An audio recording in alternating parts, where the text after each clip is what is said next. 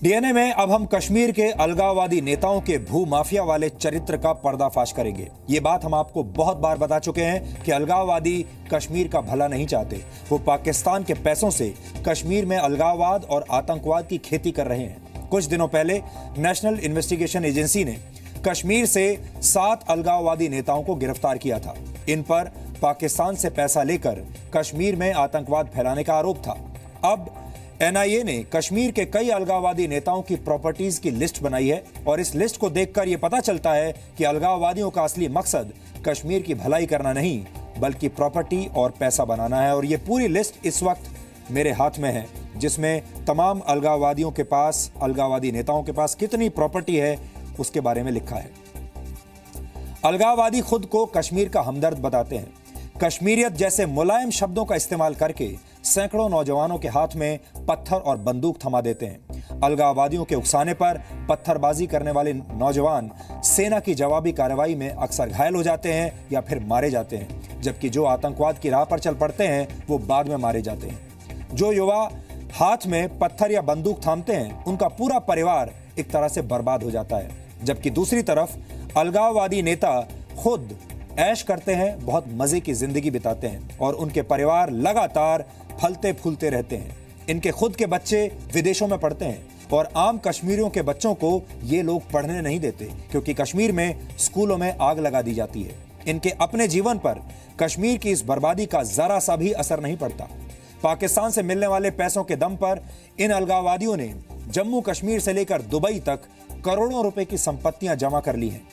कई जगहों पर ये लोग पैसे के दम पर प्रॉपर्टी हासिल करते हैं और जहां पैसों का जोर नहीं चलता वहां डरा धमका कर प्रॉपर्टी पर जबरदस्ती कब्जा कर लेते हैं। ये एक बहुत बड़ी खबर है। हमारे पास इससे जुड़े हुए बहुत सारे महत्वपूर्ण दस्तावेज आज आए हैं जिन्हें हम डिकोड कर रहे हैं और इन दस्तावेजों के आधार पर आज हम ये साबित कर देंगे पूरे देश के सामने कि कश्मीर के अलगाववादी नेता असल में कश्मीर के लोगों के नहीं हैं, ना कश्मीर के हैं। वो सिर्फ अपने हैं, अपने परिवार के हैं, अपने बच्चों के हैं और उन्हीं के लिए ये पैसा बना रहे हैं और उन्हीं के लिए प्रॉपर्टी अर्जित कर रहे हैं। सबसे पहले हुर्रियत कॉन्फ्रेंस के सबसे बड़े नेता सैयद अली शाह गिलानी की बात करते हैं। इनका नाम तो आपने बहुत बार सुना होगा। वैसे तो गिलानी की उम्र फिलहाल 88 वर्ष है और कहा जाता है कि बुढ़ापे में किसी भी इंसान की दिलचस्पी प्रॉपर्टी और पैसे में नहीं रहती, लेकिन गिलानी जरा दूजी किस्म के व्यक्ति हैं। ऐसा लगता है कि गिलानी ने पाकिस्तान के पैसों से कश्मीर में अलगाववाद की आग भड़काने के अलावा जिंदगी भर सिर्फ प्रॉपर्टीज खरीदी हैं या फिर उन पर कब्जा किया है और जमकर पैसा बनाया है।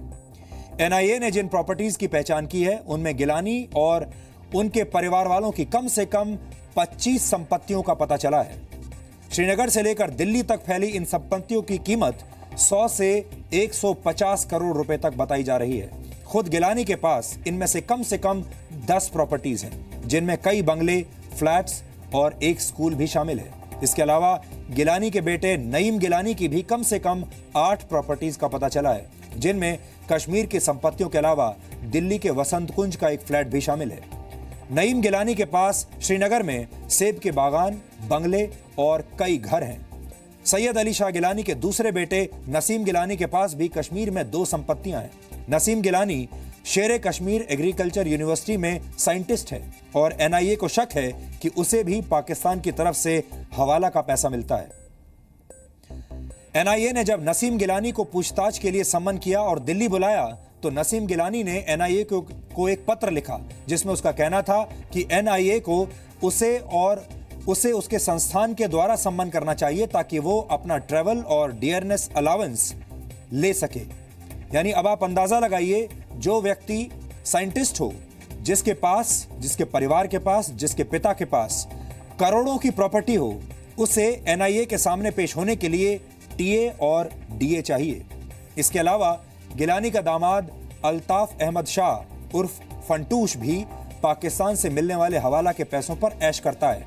फंटूश के पास श्रीनगर में ही कई घर, जमीनें और दुकानें हैं। अब एक और बड़े अलगाववादी नेता मीरवाइज उमर फारूक की संपत्तियों को स्कैन करते हैं। मीरवाइज को असल में कश्मीर से नहीं बल्कि अपनी जमीन और प्रॉपर्टी से प्यार है। एनआईए ने मीरवाइज की कश्मीर से लेकर दुबई तक फैली कम से कम 10 बड़ी संपत्तियों का पता लगाया है। मीरवाइज के पास कश्मीर में बहुत सारे घर और फ्लैट्स हैं, जबकि कश्मीर के लाल बाजार इलाके में उसके पास 20 दुकानें भी हैं। मीरवाइज ने दुबई में कई जगहों पर अपना पैसा लगाया है। एनआईए को यह भी पता चला है कि मीरवाइज ने अपने कई रिश्तेदारों के नाम पर बेनामी संपत्तियां भी अर्जित की हैं। यह तो बात हुई कश्मीर के उन अलगाववादी नेताओं की जिनके पास बहुत सारी बेनामी संपत्तियां हैं, लेकिन अब आपको उस नेता से मिलवाते हैं जो दूसरों की प्रॉपर्टी पर कब्जा कर लेता है, और उसका नाम है यासीन मलिक, जो किसी जमाने में JKLF का आतंकवादी भी रह चुका है। ऐसा कहा जाता है कि श्रीनगर में आधा लाल चौक यासीन मलिक का है, क्योंकि लाल चौक में यासीन मलिक के पास बहुत सारी प्रॉपर्टीज हैं, जिनमें कई दुकानें, घर और एक शॉपिंग मॉल भी शामिल है। इस रिपोर्ट में यासीन मलिक के एक और साथी का भी जिक्र है, जिसका नाम है पीर फिरदौस। ये व्यक्ति पहले पंडित रैना नामक एक व्यक्ति के लिए सेल्समैन का काम करता था, लेकिन पीर फिरदौस ने बाद में JKLF की मदद से पंडित रैना की प्रॉपर्टी पर कब्जा कर लिया और फिर उसका मालिक बन गया। इसी तरह से यासीन मलिक पर भी यह आरोप है कि उन्होंने एक प्राइवेट स्कूल बनाने के लिए श्रीनगर में सरकारी जमीन ली और फिर उस पर कब्जा कर लिया। अलगाववादी नेता शब्बीर अहमद शाह के पास भी करोड़ों रुपए की 8 संपत्तियों का पता चला है, जिनमें एक होटल, कई घर और बंगले शामिल हैं। ऐसा भी हो सकता है कि इनमें से कुछ संपत्तियां इन अलगाववादियों को अपने पूर्वजों से मिली हों या फैमिली प्रॉपर्टीज हों, लेकिन इस बात में कोई शक नहीं है कि कश्मीर के अलगाववादी पाकिस्तान से खर्चा पानी लेकर उसी का एजेंडा चलाते हैं और कश्मीर को दीमक की तरह खोखला कर रहे हैं। हम क्या चाहते हैं? आजादी। हम क्या चाहते हैं? आजादी। जरा जोर से बोलो। आजादी। जरा जोर से बोलो। आजादी। जरा ऊंचा बोलो। आजादी।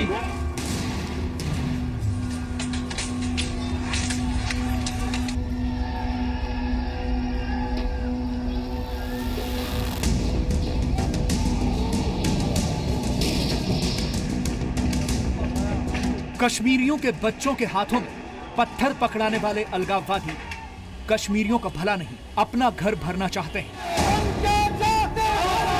हम आपको पहले भी कई बार बता चुके हैं कि यह अलगाववादी कश्मीर का नहीं, सिर्फ अपना भला करना चाहते हैं। लेकिन अब एनआईए ने सबूतों के साथ अलगाववादियों के भूमाफिया वाले चरित्र का पर्दाफाश कर दिया है। ये वो सबूत हैं जिनसे पता चलता है कि पाकिस्तान से मिलने वाले हवाला के पैसों से इन अलगाववादियों ने सैकड़ों करोड़ रुपए की प्रॉपर्टी जमा की है। पड़ताल तो हो ही रही है, सरकार जो है पहले से ही पड़ताल कर रही है। होनी क्या चाहिए, सरकार तो कर ही रही है। और अगर सरकार को लगता है कि कहीं टेरर फंडिंग हुई है तो किसी हालत में भी नहीं छोड़ना चाहिए। उनकी अरबों अरबों की संपत्ति सामने आई है। एनआईए को या बाकी जो भी कानूनन कार्रवाई हो, उस संपत्ति को भी जब्त करके आगे की कार्रवाई करनी चाहिए। एनआईए का शिकंजा अब कस चुका है। अलगाववादियों की इन संपत्तियों की जांच हो रही है। एनआईए के इस लिस्ट को देखकर लगता है कि अलगाववादी कश्मीर में आतंकवाद की आग लगाने के अलावा प्रॉपर्टी जमा करने का एक सूत्रीय एजेंडा चला रहे हैं। अलगाववादियों पर अगर एनआईए को मिलता है कि कोई पुख्ता दस्तावेज है उनके खिलाफ, अगर उनके खिलाफ वो मिलता है तो एनआईए को कार्रवाई करनी चाहिए। ये तो पुरानी सरकारों ने कश्मीर में, कश्मीर की सरकारें हो या केंद्र की हो, इन्होंने कभी इस विषय को स्पर्श ही नहीं किया। यहाँ पर एक बहुत तरीके से हमारी एनआईए ये जो सारा, देखिए जब आतंक की गतिविधियाँ होती है तो उसका कहीं ना कहीं संबंध उसको जो वित्तीय सप्लाई होता है उससे है। तो ये जो आपूर्ति हो रही है धन की, वो कहाँ से हो रही है? ये वही अलगाववादी हैं जिनके अपने बच्चे तो ऐश कर रहे हैं, लेकिन ये दूसरे के बच्चों के हाथों में पत्थर और बंदूक थमा देते हैं। ये वही अलगाववादी हैं जो आजादी के नाम पर कश्मीरियों को अनपढ़ रखना चाहते हैं और इसीलिए उनके स्कूलों में भी आग लगा देते हैं।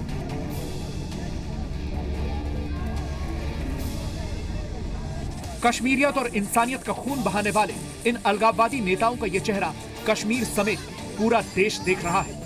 डीएनए में हम पहले भी पत्थरबाजों और उनके इन अलगाववादी आकाओं की कई बार पोल खोल चुके हैं।